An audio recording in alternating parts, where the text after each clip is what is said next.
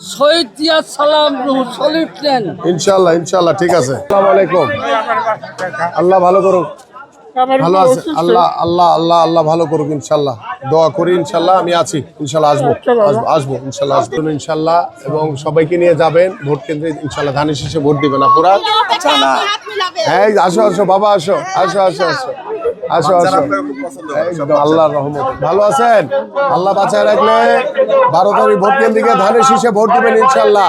আমি কিন্তু আপনাদের এলাকার সন্তান। জি আসসালামু আলাইকুম। নানি শুয়ে থাকেন ইনশাল্লাহ। দোয়া চাই আল্লাহর নামে ধানের শীষে ভোট চাই। সবাইকে বলবেন পরিবারের। জি জি ভোট চাই। জি আসসালামু আলাইকুম। শহীদ জিয়া সালাম সলিউট দেন। ইনশাল্লাহ ইনশাল্লাহ ঠিক আছে। 16 বছর পর মুখ খুলছে ইনশাল্লাহ এবার ভোট দিবেন ধানের শীষে। আমি জন্ম থেকে জানেছি এখনো ইনশাল্লাহ, মুখ এতদিন মুখ ছাপা ছিল, এখন ছাপা নেই। ঠিক আছে ঠিক আছে ঠিক আছে বসেন আপনি বসেন।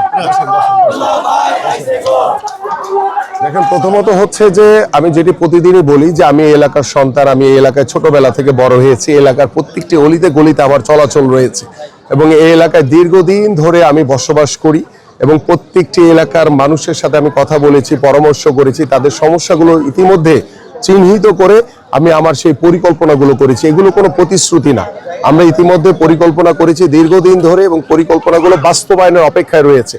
আল্লাহ যদি আমাকে কবুল করে আমার এই এলাকার সাধারণ মানুষের ভোটে আমি যদি ধানের শীষের প্রতীক নিয়ে নির্বাচিত হতে পারি ইনশাল্লাহ, আমরা যদি সরকার গঠন করতে পারি প্রত্যেকটি পরিকল্পনা অক্ষরে অক্ষরে বাস্তবায়ন হবে ইনশাল্লাহ। এবং আমার এই এলাকায় প্রায় 4 লাখের উপরে ভোটার রয়েছে এবং আমাদের এখানে প্রায় অর্ধেক অর্ধেক মহিলা ভোটারও অর্ধেক, পুরুষ ভোটারও অর্ধেক। এবং আমি সকলকে আহ্বান করব যে ভোটের দিন নির্দ্বিধায় সুন্দরভাবে নিঃসংকোচে আপনার সকলে ভোট কেন্দ্রে এসে আপনার যে নাগরিক অধিকার সেই নাগরিক অধিকারটি প্রদানের মাধ্যমে আপনারা বাংলাদেশে একটি জনগণের সরকার প্রতিষ্ঠিত করবেন এবং সেই জনগণের সরকার প্রত্যেকটি সাধারণ মানুষের কাছে তার জবাবদিহিতা করবে ইনশাল্লাহ। এবং আমার এই এলাকায় এখন পর্যন্ত লেভেল প্লেইং ফিল্ড ঠিক আছে, কোনো রকম সমস্যা নেই। আমরা আমাদের নেতা কর্মীরা অত্যন্ত সতর্ক অবস্থায় আছে, আইন শৃঙ্খলা বাহিনী অত্যন্ত সতর্ক অবস্থায় আছে এবং যারা উস্কানি দেওয়ার চেষ্টা করবে বা যারা কোনো বিশৃঙ্খলা করার চেষ্টা করবে সাধারণ মানুষকে সাথে নিয়ে আমরা দৃঢ়ভাবে সেগুলো দমন করব ইনশাল্লাহ। এবং আমরা ইদানিং গতকালকে কিছু মেসেজ পেয়েছি যে জামাতের প্রার্থী তারা কিছু বহিরাগত মানুষজনকে বিভিন্ন জায়গায় এনে ভাড়াটিয়া হিসেবে রেখেছে।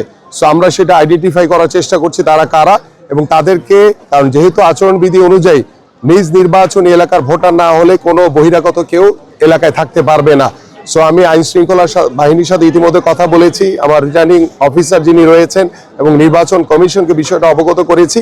আমরা নিজেরাও খোঁজ করছি যে তারা কারা, যে যারা এখনো বহিরাগত হয়ে জামাতের বিভিন্ন মিছিল মিটিং এ তারা করছে এবং তাদেরকে আমরা কেউ চিনি না। বিভিন্ন এলাকার সাধারণ মানুষ তারা এসে আমাকে বলেছে।